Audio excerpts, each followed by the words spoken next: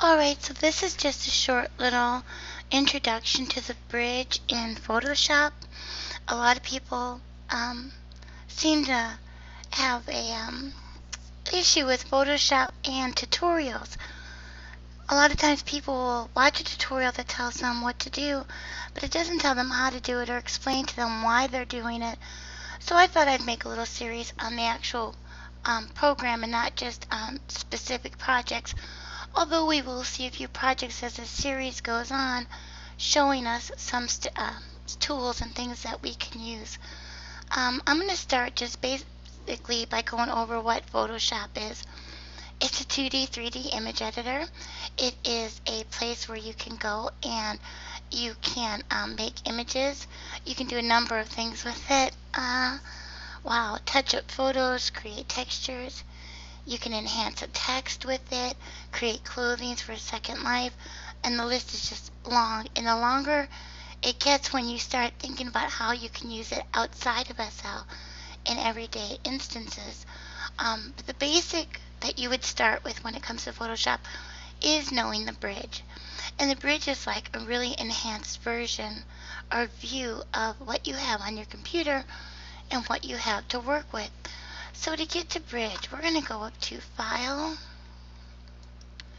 and Browse in Bridge. And this opens up, and this is like just a window to your computer. You can pick the folders that you want to look at. You can do it through this menu here or through this navigation bar. And so when I just click on one, you'll see that all of the images in that folder kind of pop up for me, and I have them to work with. Like I said, you have a lot of things that you can do in here, but let's go ahead and just start with the fact that you do have this window here where you can go to folders and favorites to navigate. And when you have your images up like this, you can then click on one and see it appear here in the preview window. This preview window actually has a couple of nice features to it. One of them is that, well, you can say, well, I want to work on two photos, let me find two photos that kind of fit together. So if you hold Control and click on the next one, you'll see both of those come up here, and you can kind of say, yeah, they do, or no, they don't. The colors don't match. The feel, the image, things just don't go together. So you just hold Control and click that one off again. Then you can Control and pick another one. You can see that these go really well together. So you might want to use these together. At this point also, let me just pick one with a little bit more detail here. Okay, let's go with this one here. So now you see that you have this image.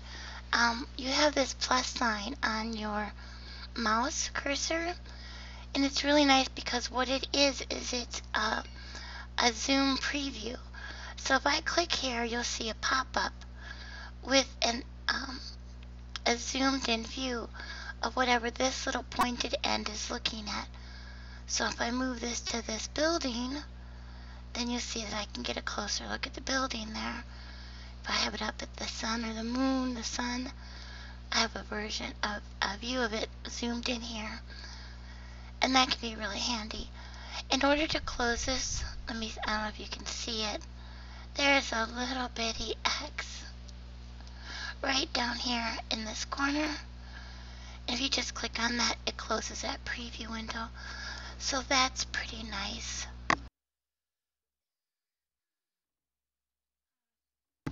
Alright, what we also have is something that's very customizable to us. This here is all really, let me just delete that for a second. I'll show you what that was in a minute. What we have here is a really customizable workspace. Anyone who knows me and knows when I do things, I like to have such an easy workflow, one that just works with whatever I'm doing.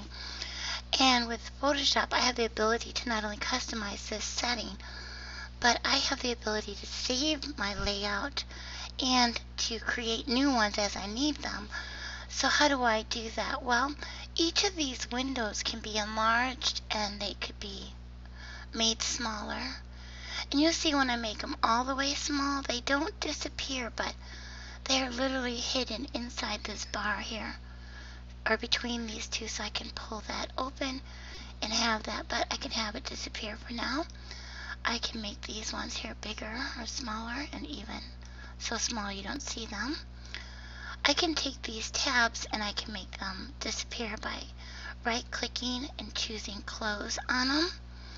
I can take tabs from one window and put them in another and add tabs, so I can click here and I can put Add a Collections panel. I right-clicked on this blank spot. I can then take my collections and I can move it to other windows. And you see when I hover over a window, the whole window has a blue outline? That means if I drop this now, it will go inside that window, and there it is. I also have the ability to create new windows, and I could drag this same one, but this time let me drag it between two windows. And you see that blue highlight going between these windows? If I drop it there, then you see I have a brand new window here. So I can really customize this any way I want. Now the layout that we have when we first open Photoshop is Essentials. And Essentials has been changed around now because I've messed with it. But let me close that up. So this is basically the Essentials layout. We have other ones, and if we go into this little menu here, drop down, we can see the different ones we have. Not only can we see them here, if we pull on this little bar, you can see we can expand that, and we can see our different layouts here as well. The Filmstrip Preview is kind of nice. It's got a menu here, or a little slider window of all the images that you have in your folder. And you have the bigger preview area. We have the Metadata Layout, or Workspace, and that shows all the information for the images, and you can check things and change things and organize things there. Output is for making PDF files and web galleries. So click on that and you'll see PDF, web gallery, and the things that you need in order to create those. Something that's really nice is the preview one. So when you click on preview, you get a nice big window as well with your strip over here. It's really nice. And then we have one more thing that we can do. Remember I said you can save the ones that you want however you want them? Well, I can take like this preview one and I can do something like that with it if I want. And then when I get this the way I want it, I can go to this drop down arrow and choose New Workspace, and then I just can name this like Large Preview Workspace and click Save, and then you'll see that it's here in my bar up here, and this will be here every time I open and close Photoshop. Now I can close this, and let's say I use Large Preview, Essentials, and Metadata most of the time. I can simply just pull these and drag them around to change the order that they are in. I can close this a little bit, and then I have the three that I use the most accessible to me right away, and that's really nice. If I go into the Essentials one, and let's say I want to work on one of these images, so I kind of scroll down, I find one, and I double click on it, and you can see it pops up in Photoshop. Well, if I want to go back to Bridge and maybe add more images to this document, I can go to Control-Alt-O, and it brings me back to Bridge. If I'm in Bridge and I want to go, let's say, to Photoshop, but not taking any images, I can click this little boomerang here, and that boomerang takes me back to Photoshop again. Another thing that's really nice is if you want, you can click on an image, and this is really fun to use. If you hit your space bar, it brings that image to full screen, and then you can use your plus key on your number pad and you can zoom in, see what you're working with. You can zoom out.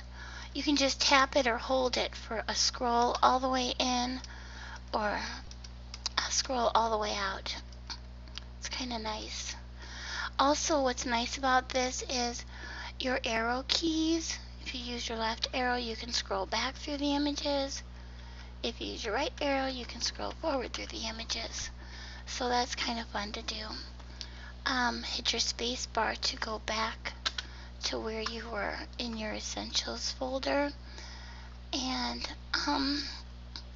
I guess that's the start of Bridge. That's the idea of how you can make bringing images into Photoshop a little easier than doing it the old-fashioned way, just, pulling up a browser and trying to go through it that way.